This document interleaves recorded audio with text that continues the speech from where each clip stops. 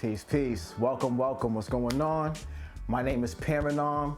A lot of people know me by many things. Nom, Nami, and welcome to Saintz Kitchen, brought to you by Grindhouse, where we give you plant-based meals to the heart from the soul. Now, come follow me. I'm gonna show you what we're making today. We're gonna be doing tacos, and we're gonna be using king oyster mushrooms to make them. It's a very great meat alternative if you want that texture that soaks up that really good flavor. So I'm about to show you how I do it in my kitchen. You know, take these steps as something for your own arsenal and mix it up however you feel. In order for us to make our king oyster mushrooms taste really amazing for this taco, I'm gonna start with this base we call épices in Haitian Creole, which means spice. And what goes in it is bell peppers, scallions, white onions, garlic, thyme, some oil, and some 10-11 care, all right? So come follow me and we're gonna start making that. We're gonna chop some of this curly parsley. That looks to be about a cup, I would say. Now, you know, if you don't have like a super high-tech blender, like a Ninja blender, you can use anything else, you know what I mean? You can use a regular blender, food processor. And if you actually don't have any of those items, I think it's very good to invest in those items, especially if you want to focus on making healthy food, conscious eating. It's good to have the right tools to make it easy for yourself, you know what I mean? Boom, so we got about a cup of parsley, and let me actually cut these up now. We're gonna cut up 2 bell peppers. The red is the sweetest, and we're gonna use some of this green as well to cut up in. And one good tip to actually know, it's not really a huge deal as far as the piece goes, but this little layer, if you cut this little piece off, this actually makes a bell pepper less bitter and you get more of that sweet flavor. It doesn't really matter in this recipe, but that's a little tip I just want to show y'all. Boom, gonna get that going. Get some of this green in here. And what's really great about this, like cooking different food like this, you get to really know about just how colorful life is. Color, flavor. Put it all in here. We got some scallions. You can use leeks as well. I'm gonna use about 3 of these. I love scallions. Scallions are very versatile. You know, don't try to be perfect. We're not garnishing anything, so you know, boom, you could even use your hands if you ain't got a sharp enough knife. We're gonna be blending all this, so boom. I'm actually gonna put a little bit of oil in this. I think about 1/3 of a cup of oil. And with oil, avocado oil is a really good oil to use because it has a very high smoke point, as well as grapeseed oil. These are the 2 oils I recommend to really cook with. Other oils are good as well, like coconut oil and olive oil, but if you heat them up, they smoke at a really low degree point and they become potentially carcinogenic. So you don't want none of that in your body, you feel me? So we're about to get, you know, 1/3 of a cup. I'ma eyeball it. It's probably good right there, yo. Boom, you're about to get this onion. I'm probably gonna use about 75% of it, I wanna say. If you have a small onion, you will use like, just cut 1 small onion. Since this is a little medium, I'm gonna cut a little more off of it. Let's go with that. A lot of times too, I really like tapping into my intuition when I'm cooking. And it works really well for me. I would say as far as the 2 things you wanna really follow, follow what your body says, follow your intuition while you cook, and also taste as you're going. We're almost done. There's some garlic up in there. I use about 5 cloves. Also, what's really good to do when you have scraps like this, if you save them for a little bit and put them into a pot and boil it for a little bit, you can actually make your own vegetable broth. You know, we're team sustainable over here. Even though we're in the city, it's difficult to do, but the first step to actually doing it is being armed with the knowledge. So little pieces that, you know, may not look as pleasing, hey, it's natural, just cut around it. We're not gonna be that picky this evening.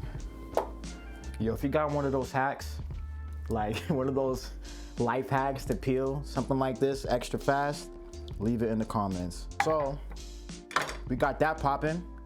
Now, put a little water in this. I would use about a cup to start with.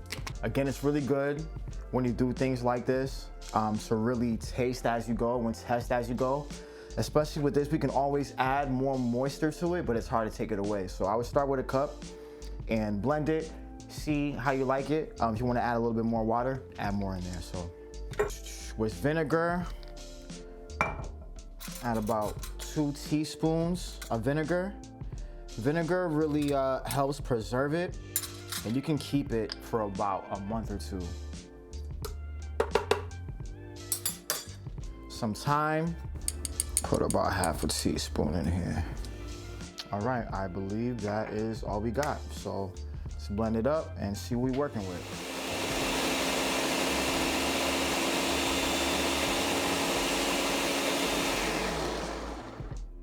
I forgot something. You want to use this also. Better than bouillon, seasoned vegetable base. If you're from the Caribbean, you know it as Maggi. They have vegan versions as well that you can use. So this is something we're gonna put in this piece as well. Put 2 teaspoons.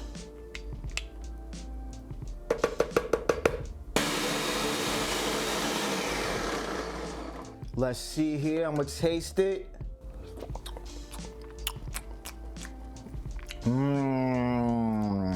Pretty tasty. What's dope too is that sometimes you may not want a super salty or super extra flavorly base, because you may be adding more stuff as you build your meal and it may make it way too salty. The balance in flavor that this is right now is very, very, very good, honestly, yo. Has really good spice to it as well. I rock with it. I'm actually put 1 more tablespoon, so 3 tablespoons of the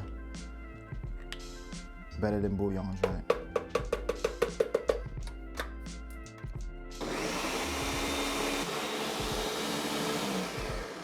Like I said, you can keep this for about a month or 2, yo. You wanna make rice? Use this.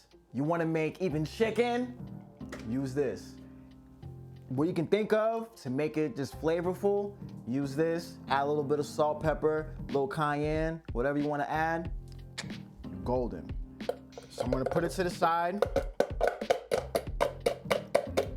This really is probably the most labor intensive part of doing this.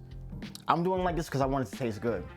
If you want to use something else to season your king oyster mushrooms, please feel free. Salt, some all-purpose seasoning. Adobo is used, you know what I mean? Saison is used a lot. It's not the best as far as sodium content and different things as far as that. Go on YouTube, search healthier all-purpose seasonings. There's actually some brands that do sell all-purpose seasoning that has no salt in it, and it's like all just like kosher, you know what I mean? You just add your own salt on your own. So I recommend that as well if you don't want to do anything that's super labor intensive as this.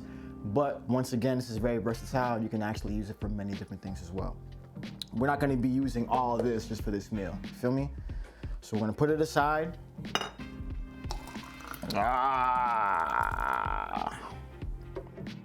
Yeah, this looks good, yo. Next order of BI, we're gonna mess with our mushrooms right here. King oyster mushrooms, not to be confused with oyster mushrooms. It's grown differently, whereas regular oyster mushrooms will have the slim base and wide head, where this is in the reverse. These are very good for strips. We're gonna be using a fork to actually strip them down and break them down into very small, thin strips. And once you cook them, they crisp up, they curl up, they shrink up, they really take on that flavor, and it's bomb. These have already been cleaned, but rule of thumb as far as cleaning mushrooms, you wanna use like a damp towel, damp paper towel, just clean off the dirt like that. Mushrooms do take on a lot of moisture, so sometimes when you rinse them, and if you're making a dish where you need to take on flavor, it may take a little bit longer because you do have moisture you kind of have to cook out of your meal. So tip just to remember. And we're just gonna lay this mushroom right here.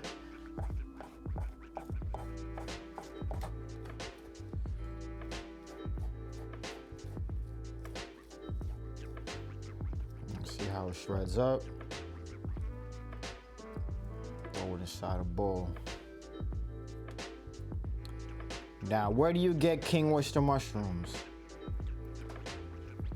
Usually, you would get them at like an Asian market. If you have one of those near you, or an Asian population near you, more than likely there is an Asian market close by. And there are several items that are staples with cooking plant-based meals, especially alternatives that you can use, and they're right in those markets. You know, shredding are really good at the top part of it, but where it kind of bunches up and comes together, it may be a little bit difficult to shred that. So one thing you can do, don't even hesitate to just cut that little part off, you know what I mean? Do it like that, only if it's easier for you, you know?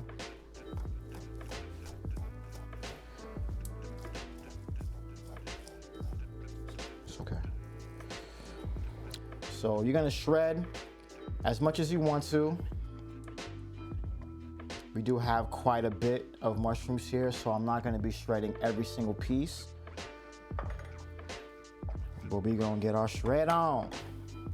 All right.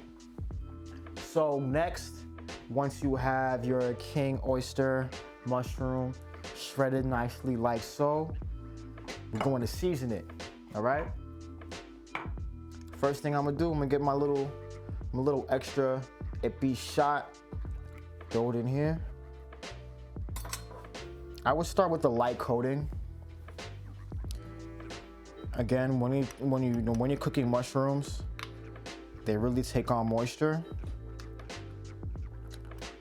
So one thing you can actually do to decrease the moisture, you can actually throw it in the oven, 325, 350, what, like 10 minutes or so, something like that. I check it at 5 minutes to make sure it's not totally dry. And that may help it take on the flavor even better. But what we want to do is coat this really nicely. Get it all in the nooks and the crannies. We can go 4. Just a little bit more. Let's about 5. And you're gonna mix it up. What's also awesome is that, you know, let's say that you had an idea to do this for the weekend for a barbecue or some kind of event, something festive, and you wanted to get it ready the night before. You can actually season this, coat this in the epis, and leave it in the oven overnight, and it'll take on a lot of the flavor. This is the last one. We'll say about 8 teaspoons. And you're gonna get a nice coat like so. This is what we're gonna be pan frying.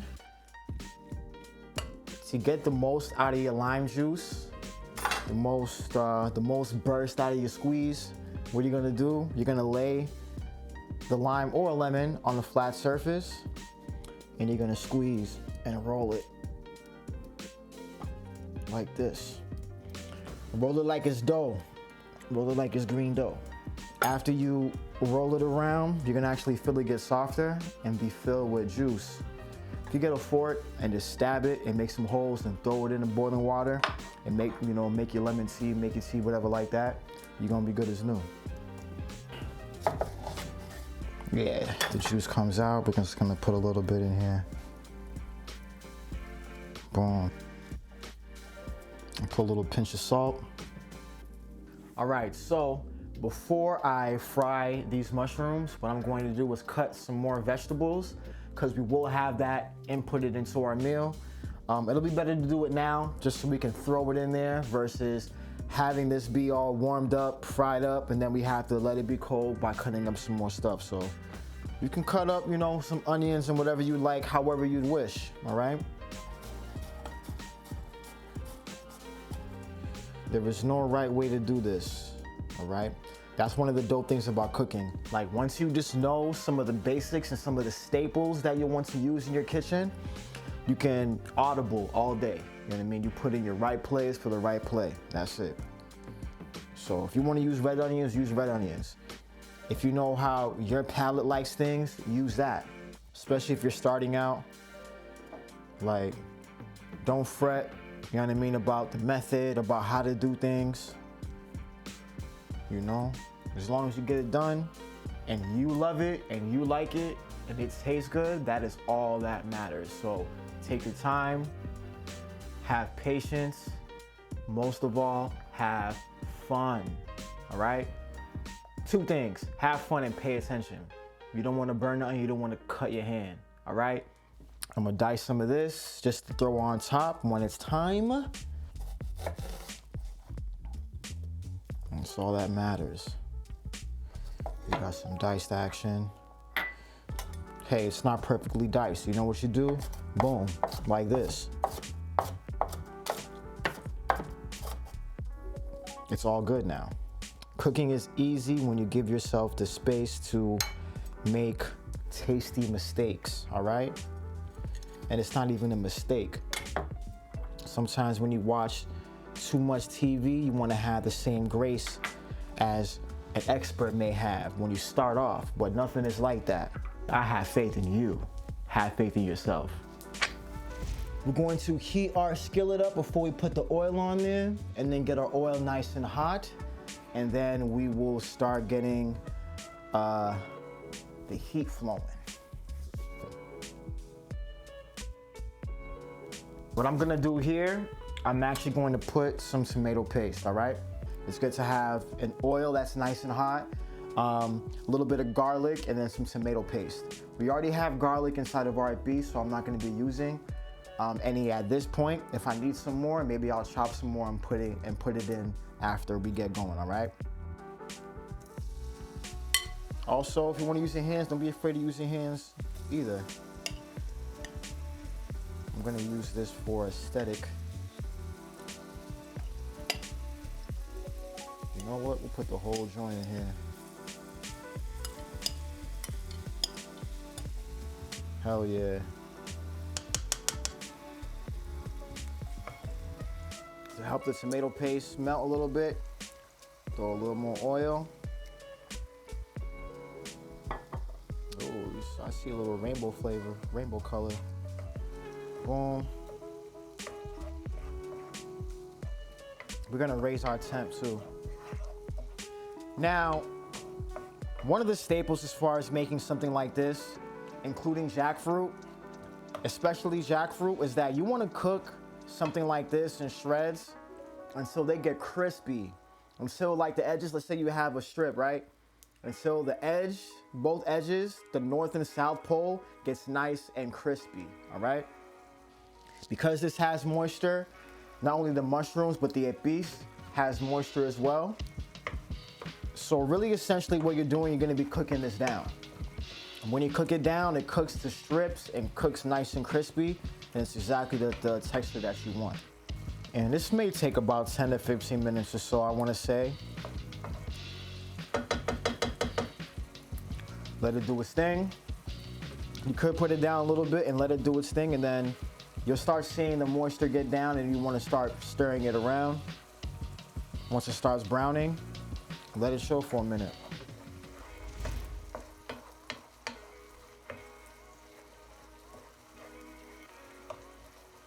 At this point, you see how it starts to brown, it starts to get crispy.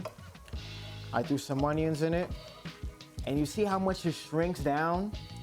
I probably should have shredded way more. Like, you see how it shrinks down? It shrinks down at least like double, triple in size, yo. It shrinks down. But when you get it like this is when it gets the crispy, that nice pull texture that you want. I'm gonna throw some peppers in here as well.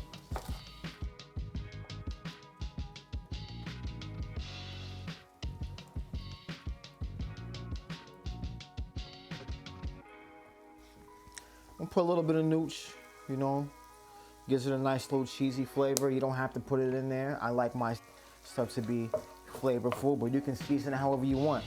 You can even get a taco seasoning packet and put it in there. Oh yeah. Just like that. Got a little bit of chili lime seasoning blend. Use your senses, smell it.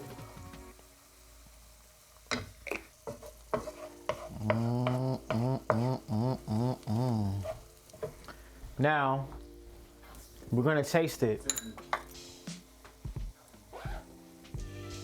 Now, what I wanna see is if I have to add more salt, more pepper, something to bring out more flavor. But I know the base is good.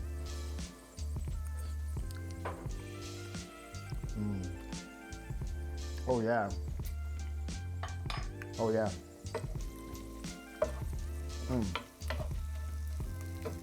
Need some more salt. That's good, yo. That's good. It's a good, natural, balanced flavor. It's not overbearing at all, yo. Put 3 pinches. You season it however you like to season it, all right? Put a few more onions in it.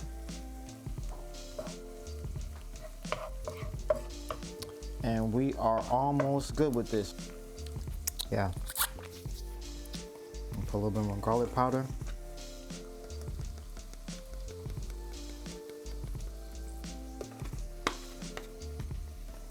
And this should be it. Now that we have our taco meat pretty much all set, we're gonna be making a chipotle mayo. We're gonna be using chipotle peppers and adobe sauce. It doesn't really matter what brands you use, but if you just get a small can of chipotle peppers and adobe sauce, or you can get actual chipotle peppers, I would assume you just soak it up and mix it up with a vegan mayo, blend it, and it's a really good base to put inside your taco. The first thing to put it, so you make sure you get that nice flavor with that first bite, all right? So we're gonna go with that. Very, very, very simple to make. All you do is blend the peppers with mayo.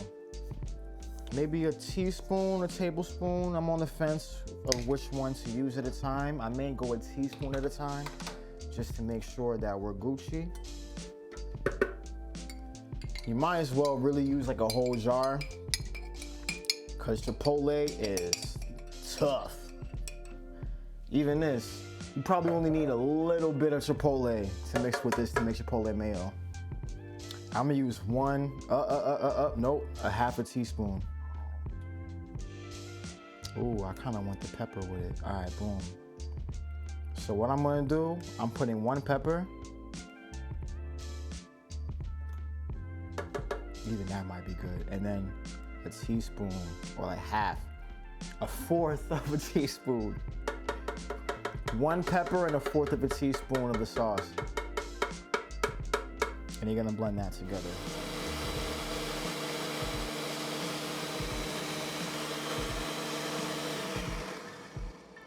Put a little bit more in it. So we'll say 1 pepper and half a teaspoon.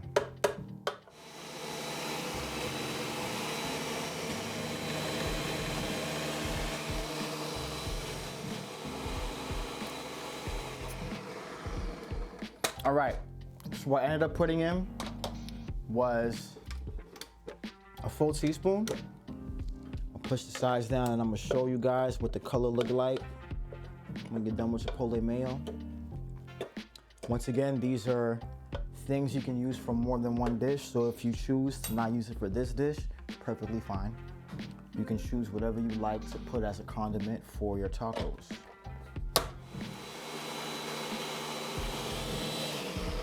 Let's go. You could get it a little more red than this if you want, but this is pretty good right here, yo. This will give you a flavor that's not too spicy. It has that bite, but it's not too spicy. You know what I mean? Let's make some room. We're going to chop our lettuce.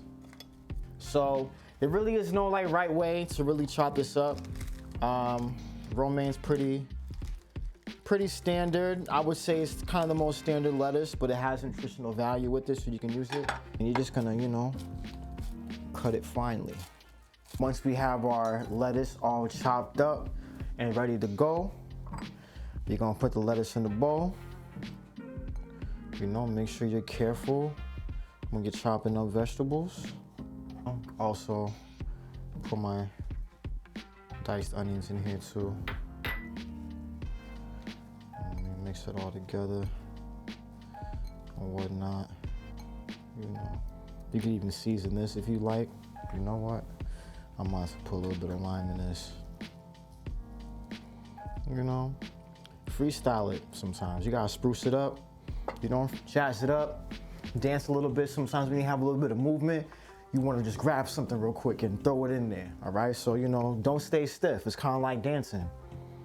You know what I mean? When you dance, you have to have flavor, right? You know? So, now that we have that, I think we pretty much have everything that we need at this point. What we're going to do is get our seasoning together. And you can also kind of like rewarm it too, in the case that it kind of cooled down, but I think that this should be a-okay, and it actually is. Put it in the same pan just to pick up the same flavor. And I'm just gonna keep it going about like 2 to 3 minutes on each side, or until I see a bubble. All right, boom. It's kind of get a little bubbly. All right, see, boom, we got some bubbles. You see that? Oh, the elevation. All right, flip, flip. If you trust yourself, this is not financial advice. If you trust yourself, flip with your fingers. It's gonna be good, it's gonna be good. All right, that's pretty much good. We're gonna throw a couple more on here. All right, once they get nice and soft and seasoned,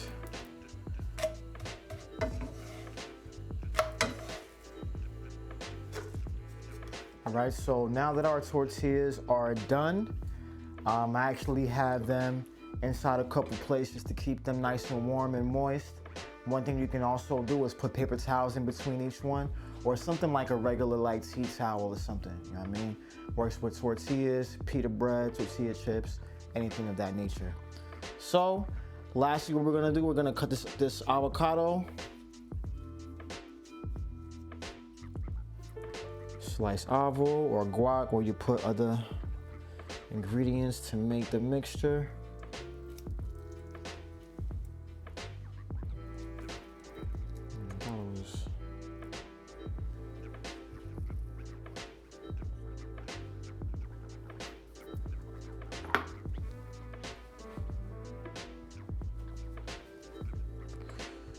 Gonna make some guac. A little salt, ground pepper, garlic powder, onion powder, and like I said, whatever you like is just fine.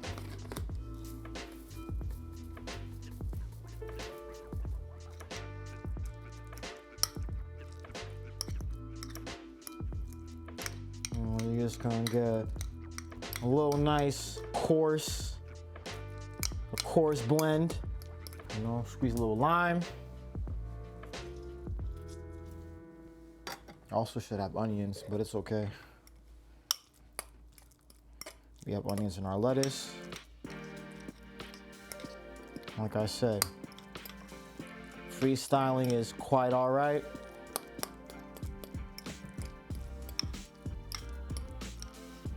Look up different recipes, mix and match. You know what I mean?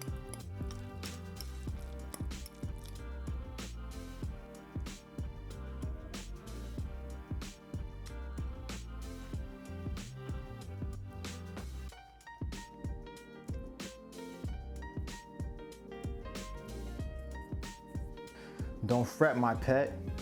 I got you. King Oyster tacos.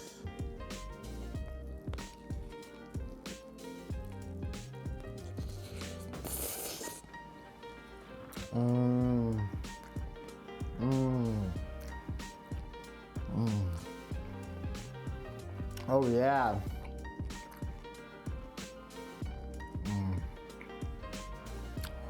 Hey yo, SKGH, Saint's Kitchen, Grindhouse. From the heart to your soul, man. You got it. Signing off. Peace and love.